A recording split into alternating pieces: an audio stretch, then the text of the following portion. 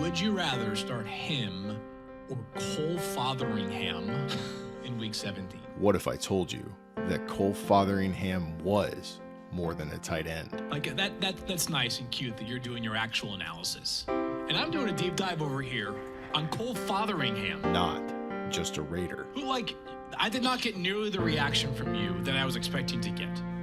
Cole Fotheringham. Good name. For the Raiders on Monday.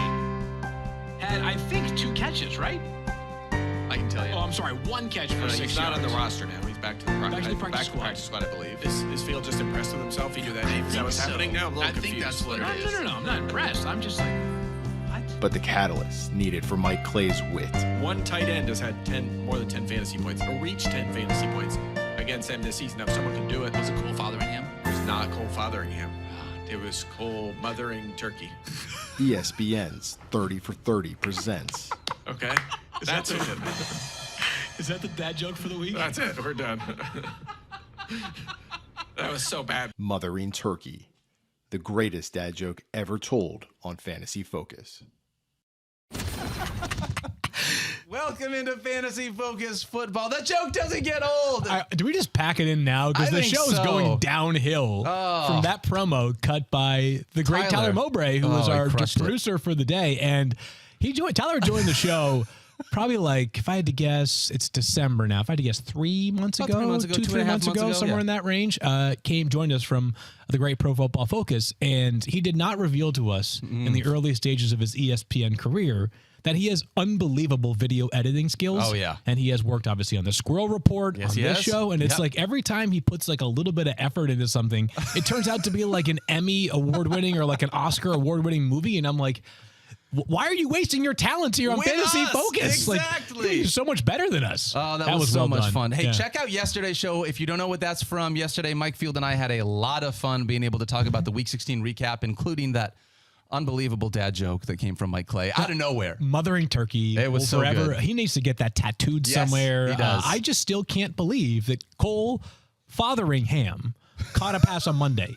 It was one of those where Jim Nantz, who's an all-time legend, maybe one of the, 2, 3 best NFL play-by-play men ever. I mean, ever. I think about, Pat Summerall, obviously Al Michaels, Jim Nantz. It's that's kind of the breath that he breathes. John Madden. He's more the color guy, right? He's the analyst, right? So the guys that are doing the play-by-play, because obviously Madden is the GOAT. But it's I felt like even he was caught off guard. He was kind of Cole Fotheringham, Ron Burgundy. This was not one of those names I had prepared on my sheet. Yeah. We're coming into this. Yeah, so. they make these big flip cards during the week that all these guys have, and you got to wonder, did he have to put a little small spot there on I guess Monday when he was activated from the practice squad? We're going to have to start highlighting those players. Hey, Fantasy Focus is presented by Geico. Insurance can be hard. That's why Geico makes it easy with 24/7 claim service and on-the-go policy info in the app. It is easy to Geico. My name is Daniel Dopp, joined by my friend Field Yates. Yeah. Field, we already have football tonight. It's like we were off for a couple days and now football's back. Although I will tell you this, last night, I really felt it. I obviously watched the bowl games. It's been a little tougher for me with some of the bowl games to get excited because of the fact that basically everybody's opted out. Last night, North Carolina, West Virginia, no Drake May, their star quarterback, amongst many players that have opted out. I'm not begrudging them. I understand the landscape that we live in, but it has a different feel compared to if it was everybody that is normally available playing. So last night I was like, man, there's just not a lot of sports on. There's not a lot of sports. So I ended up you're like, oh, okay, well, time to revisit all the trash TV that I had not watched for the past 3 months. So I am about to fry so many brain cells once this NFL season is over, and I guess even the NFL regular season, because other than Wild Card Weekend, we only play games on Saturdays and Sundays. Yes. I'm going to be very sad once football season is actually over, although we are all ready for a little bit of a break. It's always one of those things where it's you want a break to breathe, but then you don't want football to just go away for the number of months that it goes away for. It's a little bit of a problem that we have here, Daniel. I'm not going to lie to you. We're going to keep fighting for this. So, hey, we got a couple of weeks left. We still got some championships to be able to play for. It is the championship. It starts tonight. This is the way we look at Week 17 17. I think you and I both feel as though this is the championship. ESPN default goes through week 18, usually because of our league manager powers that we set up within our leagues. Field and I usually only play in leagues that go through week 17 in order to mitigate all the stuff that happens in week 18. I have 0 leagues that go through week 18 this year. So if you do play in a league that goes through week 18, we'll be back next week as well with a podcast getting you set up. But this is the week that we view as the championship field. Championship. Let's talk about a handful of guys. This is going to be our week 17 preview part 1. I want to start with the team that we saw on Monday Night Football. Because holy cow, I felt awful for Brock Purdy. Yeah. He looked like, you know what he looked like to me? I felt like he was Sam Darnold seeing ghosts out there. Wow. That's what it looked like, where it was Until just like Sam came in and relieved you know what? him. Actually, that's funny. I didn't even think about that. But it was like old Sam Darnold because Brock is so much better than that. Course, he just looked so off. Things were not great. He had back-to-back 20-point fantasy games coming into that 2.4-point performance against the Baltimore Ravens field. In spite of that, he's taking on the Washington Commanders, who give up 1 million fantasy points to quarterback. I still have him as a top 5 guy this week. I'm trusting him. What about you in the fantasy playoffs? I've got him as quarterback 4, and I'll be honest with you, Daniel. I thought about putting him higher. Oh. I'm highest by 1 spot over the rest of our rankers, and it's not like having Brock Purdy as a top 10 option is some like amazing Crazy. bold take. Yeah. But I'll say this. I think the 49ers are going to be pissed off on Sunday playing the Washington Commanders, and they're going to take it out on the Washington Commanders because I think a lot of people in the general public feel as though Brock Purdy lost the NFL MVP this past Monday night. Definitely. How could you give it to him if Lamar Jackson and the Ravens end up with the 1 seed in the AFC and clobbered Brock Purdy and the 49ers on the road? Yep. In a matchup of 2 teams that at the time had 11 wins, and Lamar played brilliantly and Brock Purdy played horribly. I think the 49ers want to prove on Sunday that Brock Purdy is no slouch, that he is not a product of the system, that he is not merely a replacement level quarterback, which all of those things are ridiculous statements to say, Daniel. But I understand that we live in the world of social media where more dumb crap is said every 5 seconds than there was for like the eternity prior to social media. So I think they go out there with a vengeance on Sunday, multiplied not just by the fact, I guess you have not just the fact that it's going to be an opportunity to showcase how great Brock Purdy is. Kyle Shanahan returns to Washington. And while sometimes coaches will talk nice about their prior experience in an organization, I don't think it's any mystery that Kyle Shanahan, I think, hates the Washington Commanders. So I think it's a double whammy here where Brock Purdy has a massive game. I've got Deebo Samuel inside my top 6 amongst wide receivers. Brandon Ayuk is wide receiver 17. Is that because Commanders gave up the second most fantasy points to wide receivers? It's a great matchup on principle, right? But I think they just bludgeoned them on Sunday. I think they do it through the air. Obviously, CMC will get his. I have him as my number 1 ranked running back. As a matter of fact, Mike has him projected for 26.7 points this week. Mike and I were talking about this earlier in the week. Like, that might be the highest projection he has for any player in any week this season. CMC played 100% of the snaps on Monday night. I don't think that's going to be the case on Sunday for 2 reasons. Yes. 1, Elijah Mitchell is now healthy. 2, I don't think he's going to be playing in the 4th quarter because they'll be up by so much. But start all your 49ers. I feel really good about them. The only thing that I will flag, Daniel, is Deebo Samuel was limited in practice yesterday with a neck injury. Kyle Shanahan did not make it seem like it's a serious matter or something that could cost him time on Sunday, but we'll monitor that one both today and tomorrow. That's going to be big for our board bet if Deebo Samuel does not go. Just in case anyone was wondering, Field and I had a board bet on Deebo Samuel, whether it was going to be top 20. I think that we can safely say you are probably going to win the top 20 part of that board bet. I also want to say, though, I feel like we both won this one. I've said this to Mike because I told you at the start of the season I'd rather have Brandon Ayuk at cost than Deebo Samuel. And given what Brandon Ayuk has done, he scored 1 fantasy point less than Deebo. So I think both of us are right on this one. Well, I'd say, like, even if people want to argue who's more right, like, neither of us were wrong, right? Like, the idea that we really like Deebo Samuel, my belief coming into the season was Deebo was sort of undervalued because his ceiling was so much higher than receivers that were going ahead of him. And obviously this past Monday night was quiet. But when he had that stretch recently where he was ripping off 7 touchdowns in 4 games, you were reminded of why he was the highest scoring wide receiver 2 seasons ago. So I agree with you. We'll both be fine in that case. We'll both be totally fine. Both those guys line up blocks. I am reminded of Brandon Ayuk because we've both talked recently about how, like, you know, when people ask us for advice, we do our best to get it right.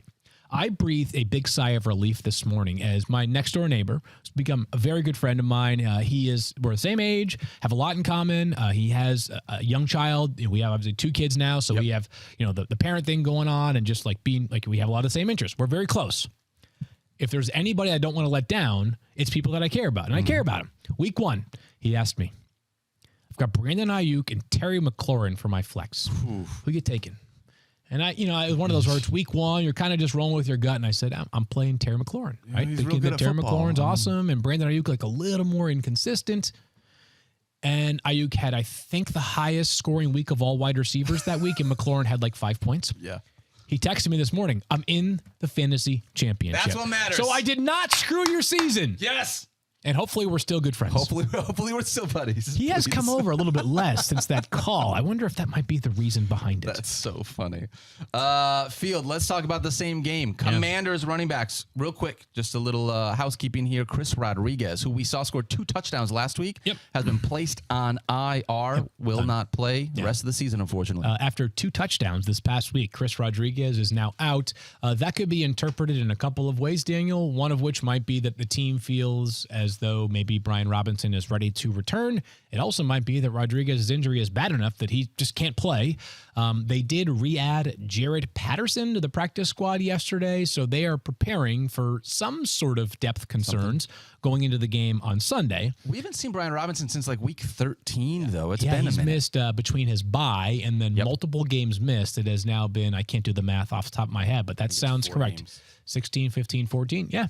So week 13. And by the way, in week 13, he left at halftime. Yeah, right. So it's been 3.5 games without Brian Robinson. If he does return this weekend, Daniel, I have him as RB30. And it's hard for me to get a whole lot higher than that because, of course, this 49ers run defense has been awesome. They have allowed the 3rd fewest rushing yards to opposing running backs all season. You don't like that part. And when I sit there and I tell you, I think the 49ers are going to beat the bag out of the Commanders on Sunday. What do you do when you're down big? Generally speaking, you throw the football and not run the ball. So I have Antonio Gibson as RB40, Robinson as RB30. The hope, if you're starting Brian Robinson, is that one of 3 things happens. They keep it a little bit closer than expected. 2, he finds the end zone, which he's done a lot this season.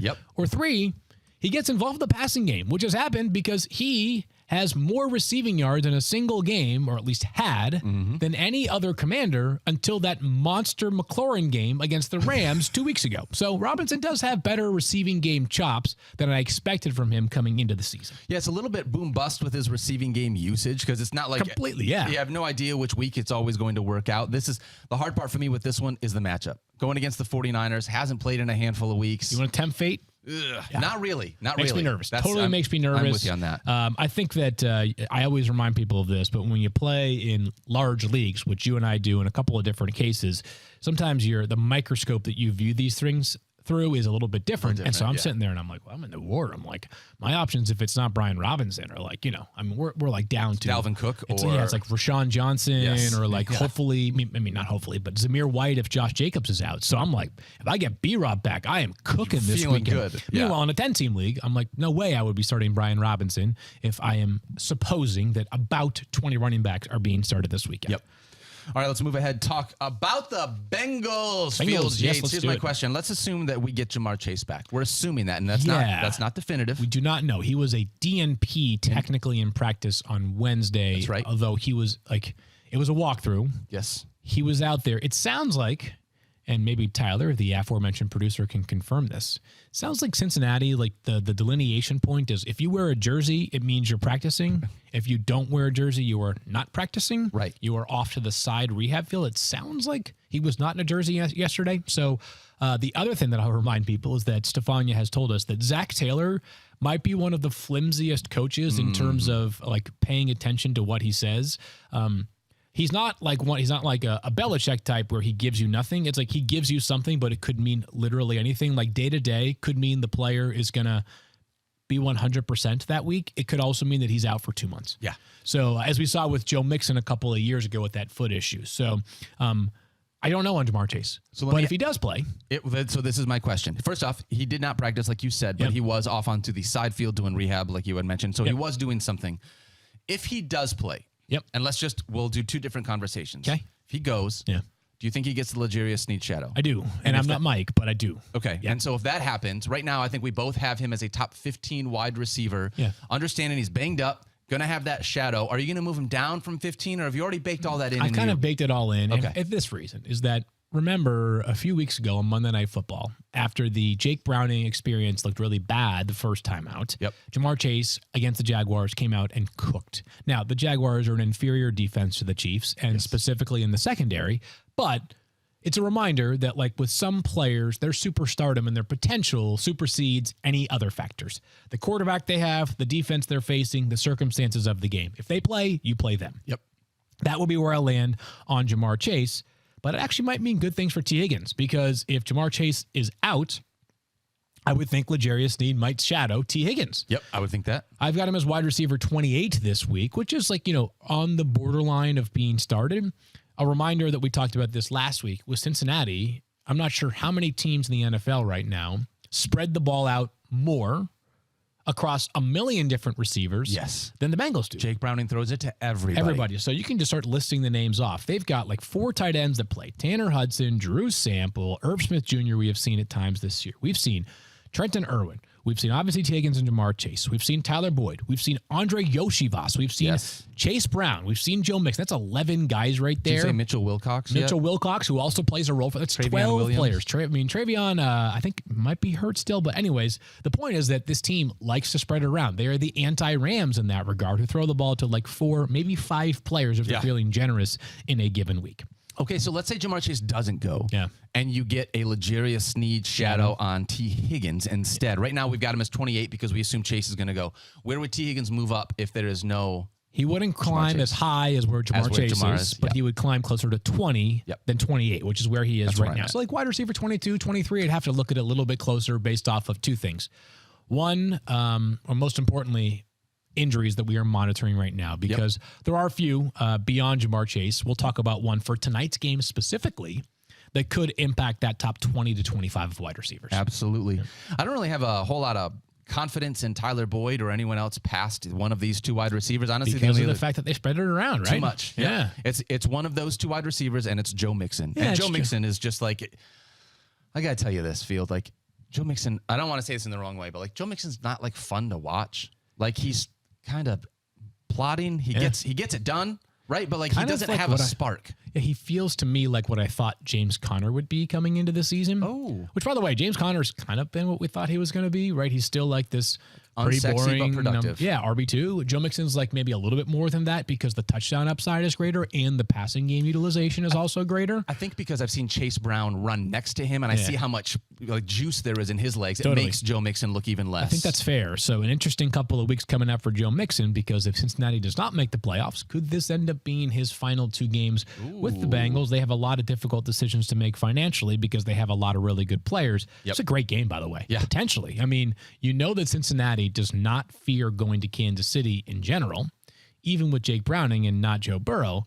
But also right now, they got to be thinking to themselves, we can beat that team. Absolutely. Like, we can beat that team. We got the Orlando Brown Jr. revenge game. Congrats to him of becoming a dad, by the way, recently. Who would have thought that in week 17, we would be saying very like legitimately, there's a chance that Jake Browning could beat Patrick Mahomes this week. Dude, it's wild. It's a crazy season. The last 2 weeks are going to be nuts in general, obviously for fantasy purposes, but also in the 12 teams alive in the AFC right now for the playoffs. Oh, my gosh. 1 division clinched. Excuse me, 0 divisions clinched. Wait, did Baltimore clinch? I think Baltimore clinched. I think they clinched a playoff spot, but not the division. Not the division. Let me make division. that clear, because the Browns still could win the division. If the Ravens go 0-2 and the Browns go 2-0. Unlikely. They could. Which, you never know. You never know. You're right. You never know. That's You're right. the NFL for you. That's so, fair. yes, there's a lot at stake over the final 2 weeks of the season in the AFC playoff picture. You were right. I'm looking at the AFC playoff picture. 0 clinched divisions. No one has clinched the division. 2 in the NFC. Yeah, the Lions and the 49ers, obviously. Yeah, Lions. No big People deal. forget about that already. Hey, we talked about all the things going on in the NFL field. I need to take a break, and we need to talk about this one. Yeah, we should. The Denver Broncos are benching Russell Wilson. Crazy. It's crazy and it's not. So here's what I would say. There are things that are sometimes like more shocking than surprising. Mm-hmm.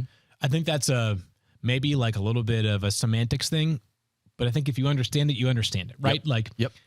it's shocking because Russell Wilson, 2 off seasons ago, was traded for 2 first-round picks. Yes. No Fant, Drew Lock, Shelby Harris. Yep. With a 4th-round pick as well going to Denver.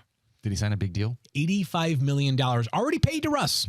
Already paid $85 million with a whole boatload left, right? Like at the time, it was the richest quarterback contract ever.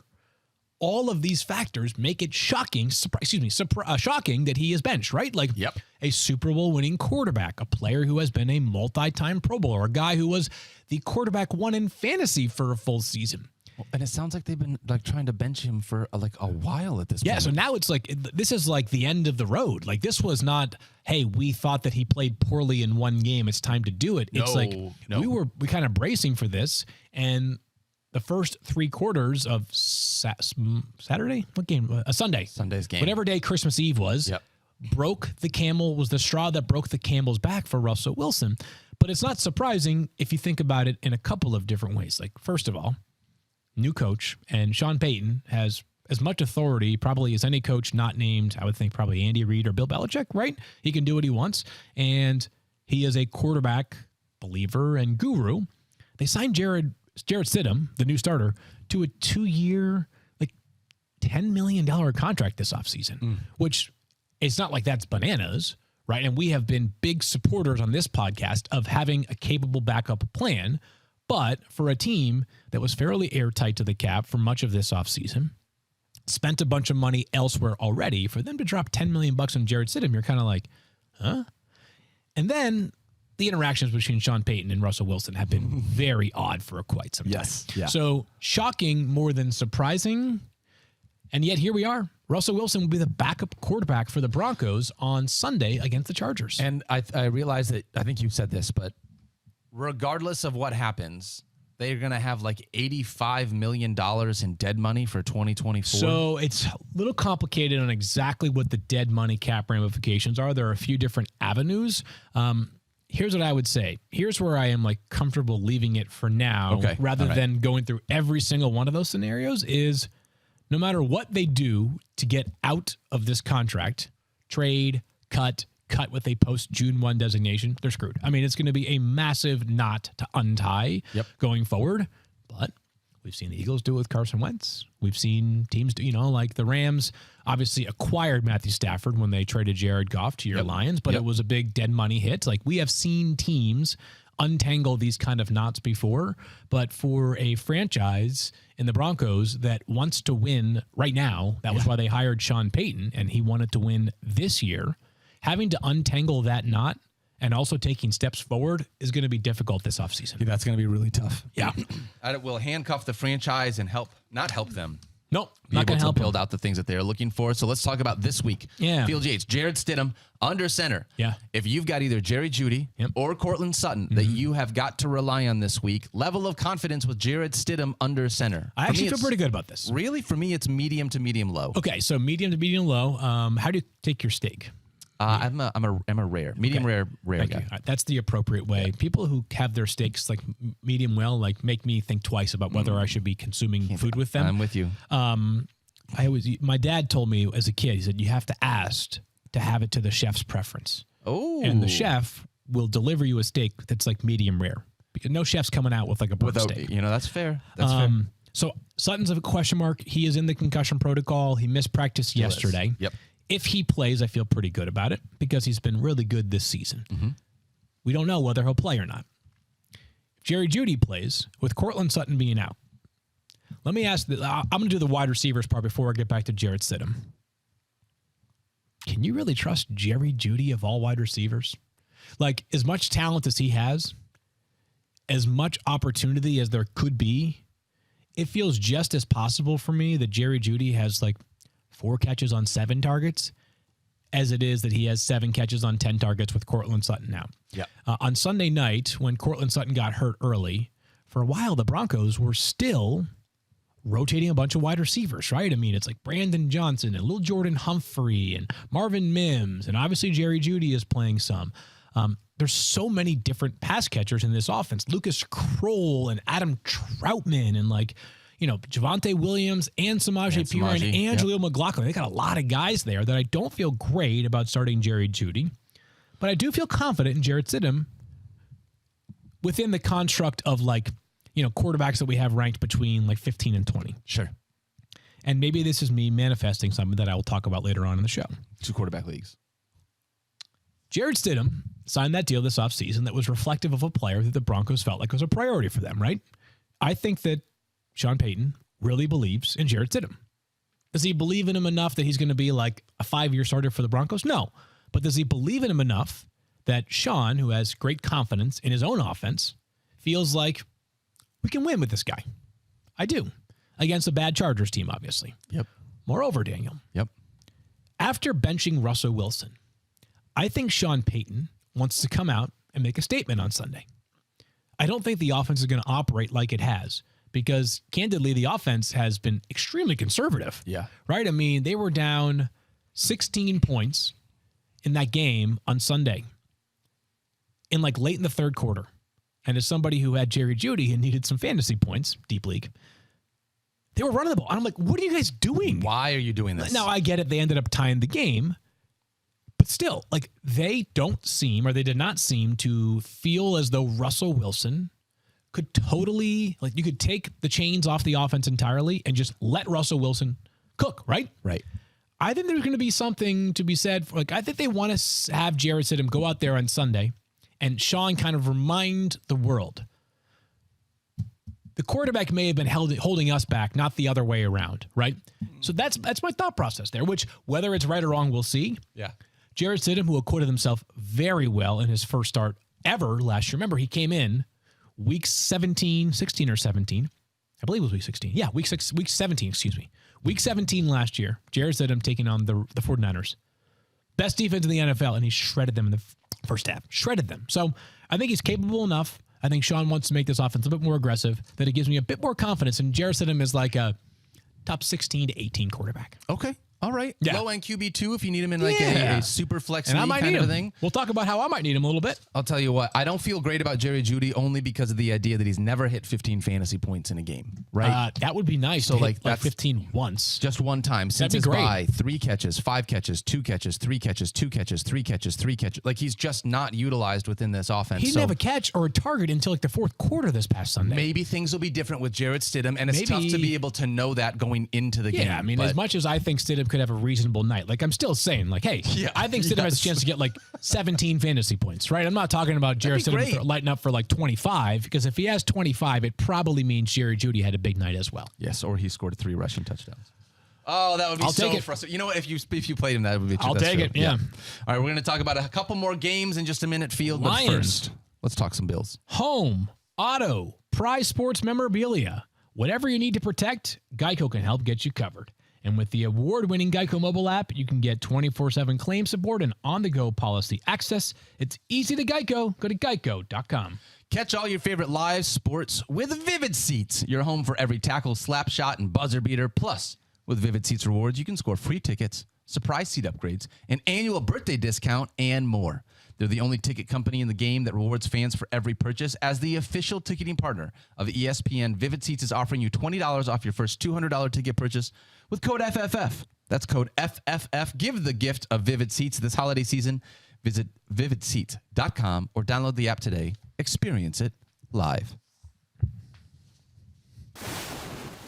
All right, moving right ahead here. Talking about some Detroit Lions. We got a Saturday night game, a Monday night game on Saturday, I think. This is the important part of the show. For everybody that's been listening for the first 27 minutes, welcome to the part that actually matters. Huge game. Huge game. We might not have more fantasy assets in a better game in week 17 as far as I'm concerned. When you look at the Detroit Lions field, to me, it starts with the running back situation. Let's talk about Jahmyr Gibbs and David Montgomery. I have no idea how anyone would have Jahmyr Gibbs at this point with what he did last week against Minnesota as anything other than a true RB1. Set it and forget it. He should be in your fantasy lineup because this kid looks like the truth. 1,000%.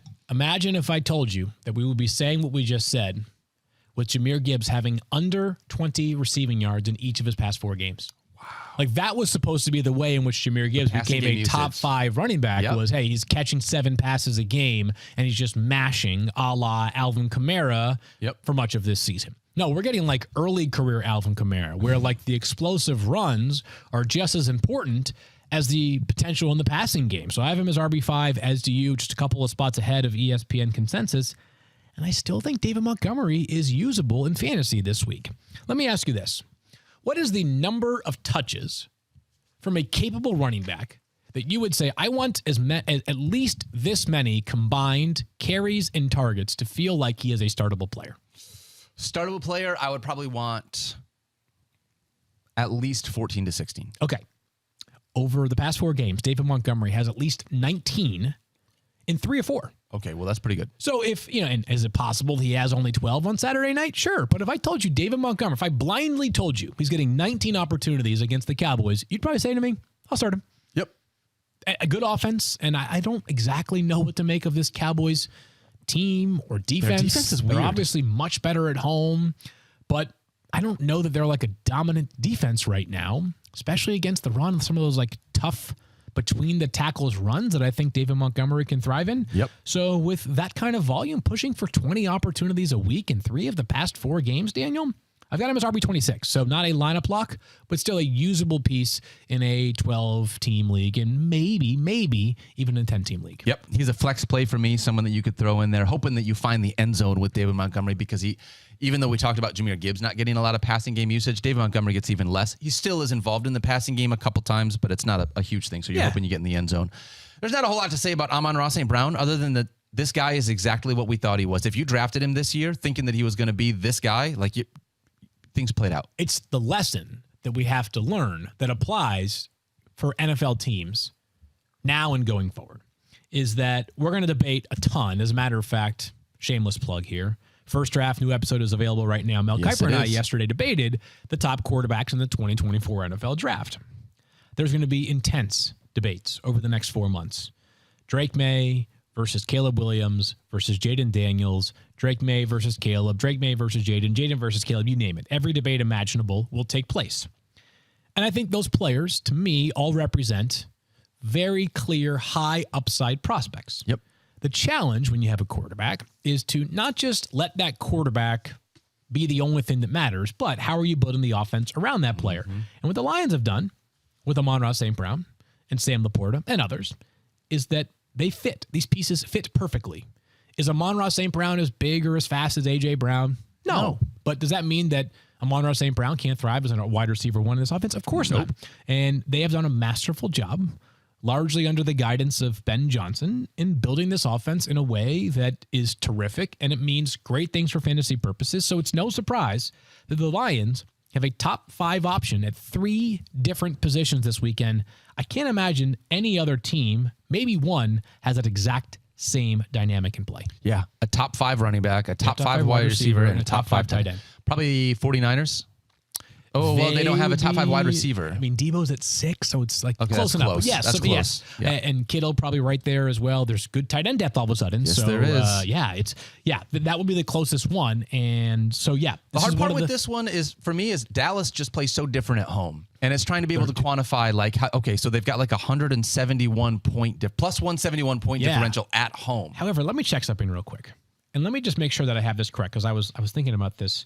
On the drive-in. Probably on the drive-in, we were thinking about stuff. We were thinking about this, but I feel like Dallas, one thing about their games at home is they've played a lot of pumpkins at home. Oh, have they? Let's go back through some of the games they have played at home this season. Love this. Okay, we've got the Jets. Okay. Patriots. Tell me when you hear a good offense. All right. Jets, Patriots, Rams early on in the season. Early Rams was not good. But still, I grant you they're better than what we've talked about so far. Yes. Giants.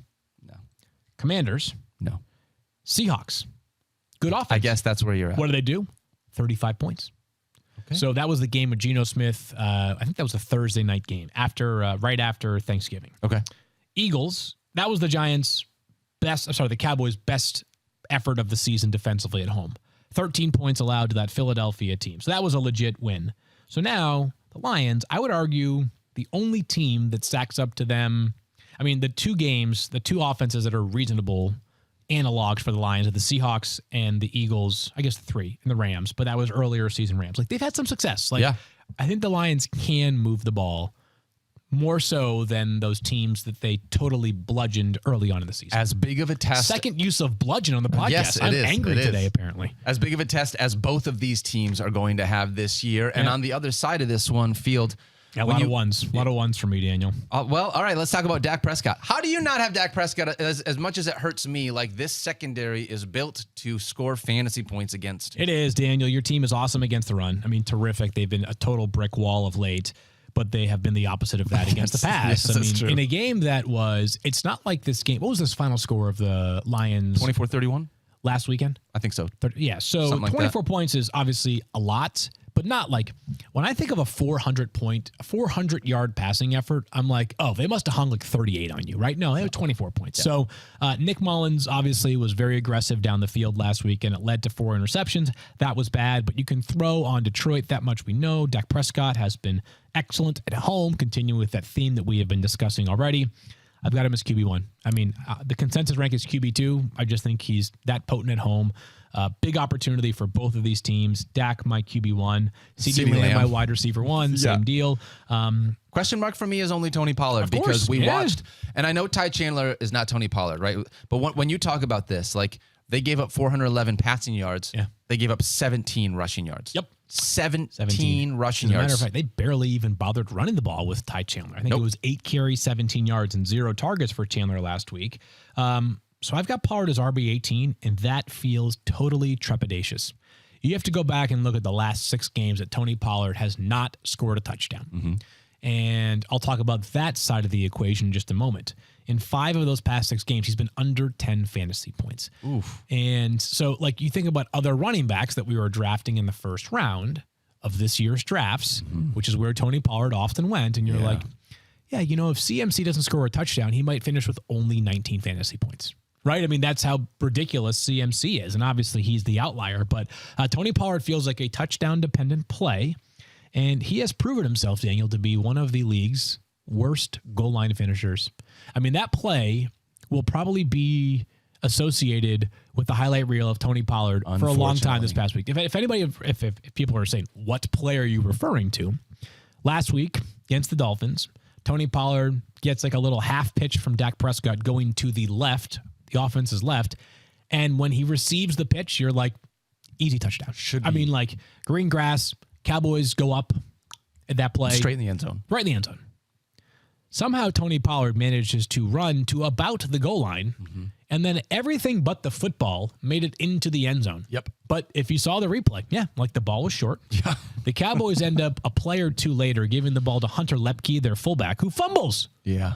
And they end up losing the game, obviously. Which That's not that ideal. Every game is decided on just one play, but talk about a sequence of events that you want to have back. And it's just in line with Tony Pollard. I've said this several times now, and I think the Cowboys, maybe have done. It's not like they get everything right. No team does, but they tried to tell us all last year that Tony Pollard is better when being utilized in a smaller role that allowed him to thrive on perimeter runs, get out in space. I know that was a perimeter run, but there's a lot. There's just there's less room at the goal line. At the goal line, there's just like you have no vertical boundary that is. You have a vertical boundary that is not there when you're playing at your own 42-yard line. So, anyways, it's a whole different equation, and I think they have legitimately and genuinely missed the presence of a finisher back, and I think that like Rico Dowdell might need to play a bigger role for them over the remaining portion of the season. That's a little bit of a tangent to say that I have Pollard as RB18. I don't feel good about that. Yeah. I mean, honestly. The volume's still been good. So the Detroit Lions have not allowed the best a 70-yard rusher this season. They've never allowed someone to do it. Fewest fantasy points allowed. Since week 3, Tony Pollard has hit 70 rushing yards one time just on his own. Oh my God. And so it's one of those things where it's like, shoot, I'm hoping for either a touchdown or like some passing game usage that is not consistent. Like we've seen Tony Pollard absolutely get used in the passing game, but it has not been consistent this year to feel like I can count on 3 or 4 or 5 catches from him. It's like I might get a 1 catch for 8-yard, game out of Tony. It's in play, especially with the, you got to figure that the Cowboys will be able to move the ball absolutely through the air down the field to their other wide receivers, and even their tight ends. So he makes me nervous. RB18 is where I landed with Tony Pollard. But if you're frustrated and you don't want to play Tony Pollard and you have a reasonable other option, I understand where you're coming from. Get it? Yep. I get it. All right, Thursday night preview, Fields Yates. Tonight's going to be either really fun. You didn't sound very excited. I want America to be with me during this moment here. Okay. We can talk about the game. Sure. But we can also talk about the very difficult decision that I now have in the Dynasty Superflex League. Oh, okay. Against Mike Clay in the finals. We discussed yesterday. Yes. My QB2 is either Joe Flacco or Jarrett Stidham. I expressed confidence in Jarrett Stidham earlier. You did. That was not strictly through the lens of like, I need to hope that this guy plays well for selfish reasons. Like, I legitimately believe what I was talking about. I also think that Joe Flacco's been unbelievable over the past 4 weeks because I've watched him play football. Yeah. He has 16 plus fantasy points in each of those 4 games, including 2 games with 20 plus fantasy points.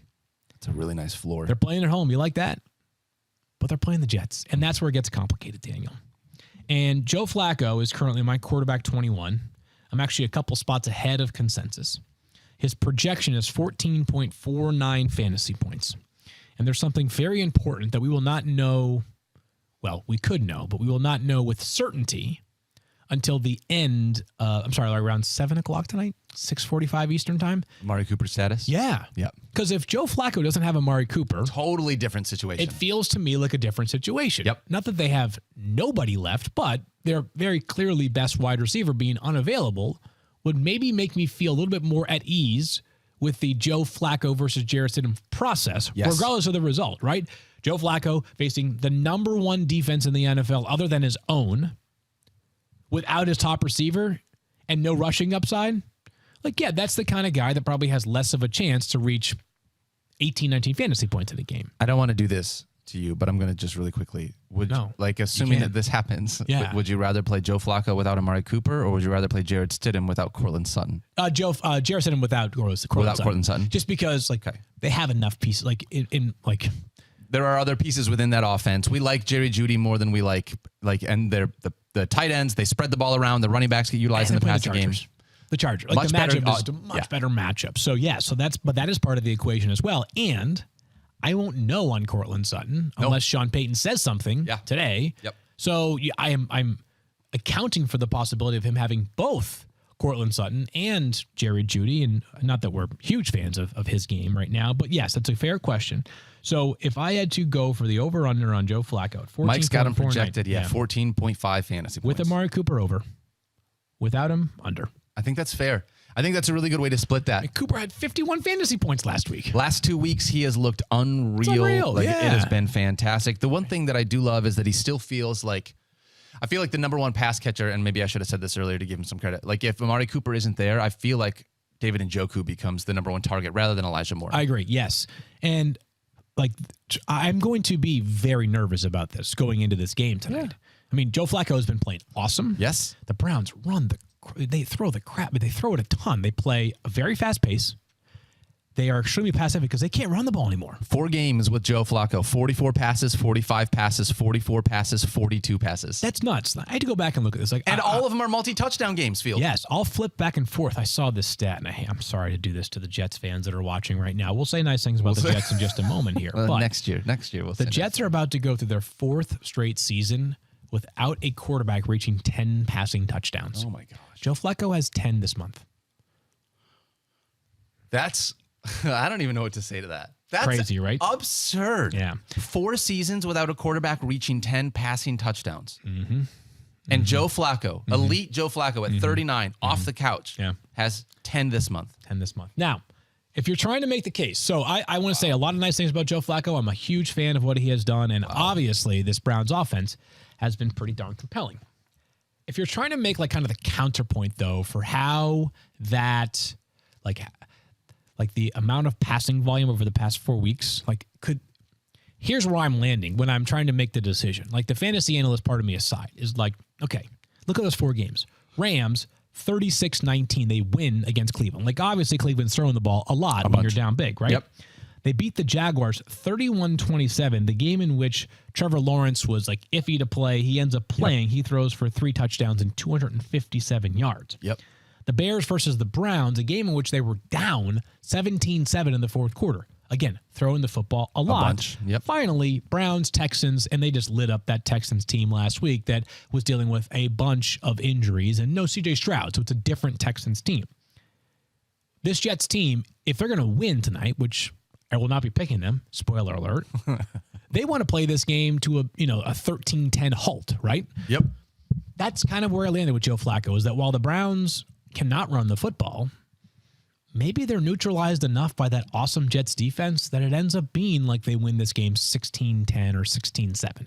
Yeah. It's tricky, man. It is tricky. These are two really good defenses for that, for what they're worth The and everything. best. Like that's the part that's really hard here, because when you see a guy like Joe Flacco who's delivered a really nice floor. Yeah. And if you've been Unbelievable. playing him, Yeah. it's likely because you don't have any other choices. Like you're streaming a guy because people have been hurt. So it's like, well, shoot, do I want Joe Flacco against the Jets, who has been playing great, multi-touchdown games, or do I want to pick one of these other streamers? Dude, until yesterday, I had no other option. Like this, Right, in exactly. some ways, I actually created my own confusion by playing By making defense it worse. against Mike, Yeah, right? yeah. Last thing I will say, because again, if you're trying to make the Joe Flacco case over Jarrett Stidham, which I'm sure is like a very popular problem that everybody has, Joe Flacco, I mentioned the narrative that Sean Payton might be coaching with this weekend. Mm-hmm. Joe Flacco might be playing with a bit of a narrative himself, right? Yeah, There might be yeah. a chip on Joe's shoulder, as Joe was not re-signed by the Jets. He was with the Jets last year, obviously. Joe did not get a call back from the Jets, or maybe he did, but he did not get an offer, at least it appears, because he was on his couch until a month ago.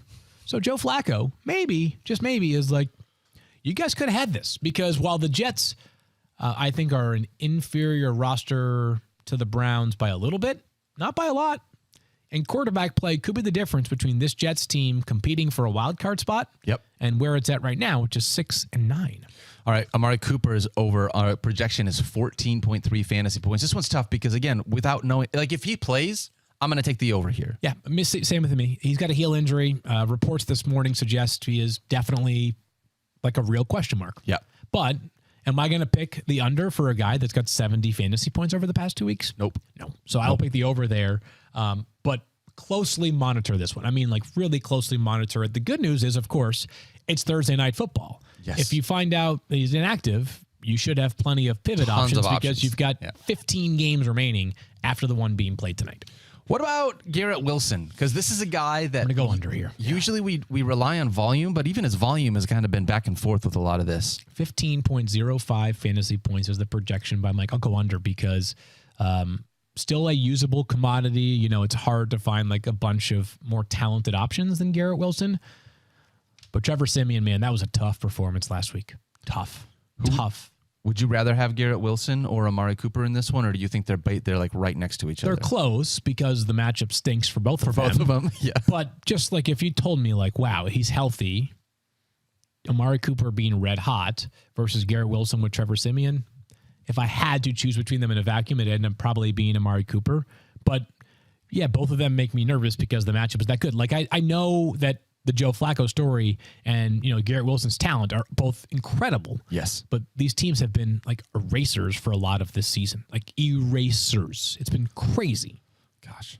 I know. I don't love this. This is the things that you don't want a week 17 where you're trying to make a decision on a championship lineup. Like week 13, these are two really good defenses. Or week 13, week 17. I don't want to go in on a Thursday night game looking at a dud after I pick the wrong guy in 100%. championship week. So this one is tough. When I look at the running backs here, Field, honestly, I'm not looking at any of the Browns running backs. I don't have them prefer not to as well. as Yep. starters. They can't run unless- the ball right now. If you are in a 16-team league and you don't have any other options, like that's where I start thinking about these guys. Otherwise, 10-teamer, I'm trying to pass. Let me get Jerome Ford's numbers here for a second because I checked them recently and I was like, that is pretty uninspiring of late. And he is like the definition of touchdown dependent. All right. And let's go to the players. How far back you want to go? Over the past month. All Let me right, give so- you the game log here. You got it? Yep. Week 13 against the Rams, 9 for 19. Yep. He did get in the end zone through a receiving touchdown. Yep. 14.2 fantasy points. Against the Jaguars, 12 for 51. Yep. Against the Chicago Bears, 8 for 20. Against the Texans, 15 for 25. Yeah. So when you average 2.1, 2.5, and 1.7 yards per carry, Yeah, not good. that doesn't give me a lot of confidence. And Kareem Hunt has not been a whole lot better. Yeah, this Brown team. And again, I'm back to like, should I play Joe Flacco instead tonight? But I will take the under for Jerome Ford, I'm with 11.29 you. fantasy points, and the over on Breece Hall. Yeah, Breece Hall, 15.85 coming off of that monster game where he had The Jets- 95 rushing and receiving yards. He might have 10 targets tonight. And that's not crazy in spite of the fact that it sounds like it should be. No, not at all. I mean, they have Trevor Siemian under center, no Zach Wilson again tonight. They can't pass protect. The Browns are nasty. You're not going to have a bunch of targets going down the field to players not named Garrett Wilson. Yep. It's the Breece Hall show tonight for the Jets offense. Should be. Yeah. And beyond the potential for 10 targets, Breece Hall is I don't know how many guys are a better bet for a 50-yard run in the NFL right now. Yeah, like if you're talking about a guy being able to break it and do some of those things, Breece Hall is as good a chance as anyone. Yeah, maybe Jameer Gibbs is. But CMC, Jameer Gibbs, guys like that with great speed, but it's not a long list right now. No, it is not. Not a long list. No, it is not. Yeah. Let's pick this game. I think you already said it. I'm going to take the Cleveland Browns for my friend Not Cool Keith. What about you? I'm taking the Browns as well. Is Keith at the game tonight? I don't think Keith is in the office this week. Ooh. Keith being from Ohio, if you're not here, you might be back where you're from. I think Keith could be there tonight. If he is there, I hope that the Browns give him a dub while he is at the game. He deserves that. He absolutely does. And the Browns, I think, would they clinch? I think they would clinch a playoff spot with a win tonight. Playoff spot, but not the division still. Yes, playoff spot, not the division, because if you do the math, only the Bills, because you got teams like the Colts and the Texans and the Steelers who already have 7 losses. So, yes, a playoff spot would be on the line for the Browns tonight. All right, exciting. Very exciting. We got a couple of people in our YouTube chat also. Can I ask them a question? Playoff spot on the line. Sure, go ahead. Ask the YouTube chat. Whether you want to comment via typing it, I don't know if we have a poll in there. What do you guys think about Jarrett Stidham versus Joe Flacco, second quarterback, Dynasty League? That's a tough one. I would love to know. I would love to know where their they're at. Initial reaction banter is, and we'll see. They're posting a poll right now. We'll see. So we'll do like a 5-minute poll and see who takes the cake. And I might just follow them. I might just follow them. Might just do it. Might just follow them. Why not? Why not? Yeah, why not? All right, couple questions here from our YouTube chat. This one comes from Lavos Cloud. Okay. It says, I have to pick 3 between Brandon Ayuk, Puka Nacua, Nico Collins, and Jamar Chase. Okay. Am I really not starting Jamar Chase in the championship is the question. Maybe. Yeah. I mean, so if CJ Stroud comes back and he's under center and to be able to play quarterback with Nico Collins, it's tough to bench him. It would be tough to bench him. It's borderline impossible to bench Puka. Yes. And Ayuk in that great matchup, it would be Jamar Chase. Like if you told me which of those 4 has the most, I don't like the word bust potential for Jamar Chase, but the chance for a quiet day, it's probably Jamar Chase. It's probably Jamar Chase. That's a ridiculous statement. You know, this is one of those things where it's like you're so good getting to the finals, and now you've got to make the right decision because your team has got all these great assets, which in theory shouldn't be bad, but then like you start to do this thing in your head. And totally. It's I mean, you know, I wake up in the middle of the night normally to feed my daughter these days. You're thinking Instead, about, I'm waking up because I'm like, crap, Joe Flacco or Jared That's what it is. Right? That's what it is. Drive me into a desperate hole at some point here. This one comes from Bodie 3000 wants to know Zeke or Aaron Jones. Ooh, that's a good one right there. I have Aaron Jones ranked higher. Zeke, obviously, by the way, the news yesterday that Ramondre Stevenson out for the season. He's on IR. Yep. So Zeke will continue to play a very, very busy role for the Patriots, who I don't recall how many snaps he played, but like we didn't see a ton of Kevin Harris, the backup to Zeke now. So I would expect that Aaron Jones plays, a similar role to last week against the Vikings. Reasonable run defense matchup for him. So I would go Aaron Jones. The thing that probably concerns me most about Zeke is that you really, really need like 7 catches or a touchdown from Zeke. Yep. Now he's given you both in 2 out of the past 3 weeks, I believe. He's got literally 7 catches and a touchdown in 2 of the past 3. But against that Bills defense, I'm worried the Patriots fall down big early and they have to throw it more down the field as opposed to dump off city. I would also rather have Aaron Jones, although I'm looking at these rankings and I wonder, we should ask Mike about this tomorrow. Mike has Ezekiel Elliott as running back 21. And everyone else has him outside the top 35. Well, I bet that's probably Ramondre Stevenson okay. news because, he has, like, if we just look at the results, which Mike, his rankings are not results based, they are process based. That's true. He's got 20 plus fantasy points in 2 of the past 3 games. Which is so weird because if I was going to pick an offense where I was like, yeah, man, I feel comfortable about an offense getting 20 fantasy points for one of the guys, and the Patriots would not be it. Would not be it. He had 9.6 in the 3rd game, so obviously not great, but still that floor is better than Tony Pollard would prefer. You get Tony Pollard, get you 9.6, right? You might take that this weekend. All right. Would you rather play Ezekiel Elliott over Tony Pollard against the Detroit Lions? I have Zeke. I'll probably have a couple spots lower, but that's fair. honestly though. I consider it. Yeah, I mean, you could at least have a conversation about it, right? Totally. All right, this one is from Ace and X. Wants to know Kyler at the Eagles or Carr against the Bucks for the championship. Great one. That's a great one. And as crazy as it sounds. You're going to go Derek Carr? Yeah. Just because the matchup is Derek so good? Carr has like 5 300-yard passing games this season, which I think is second in the NFL. It's absurd. You can probably pull that up while we're talking here, but the matchup is so good. Buccaneers obviously allowed the most passing yards in the entire NFL this season. They do. Saints can't run the ball again. I mean, not for big plays at least. The Buccaneers can score as well. This one's got shootout potential. Kyler, as we have seen, has he's been kind of like low-key uninspiring over the past couple of weeks here. Yep. And the rushing upside obviously it exists for Kyler. It does not exist for Derek Carr. Mm-hmm. I'll go Derek Carr, though.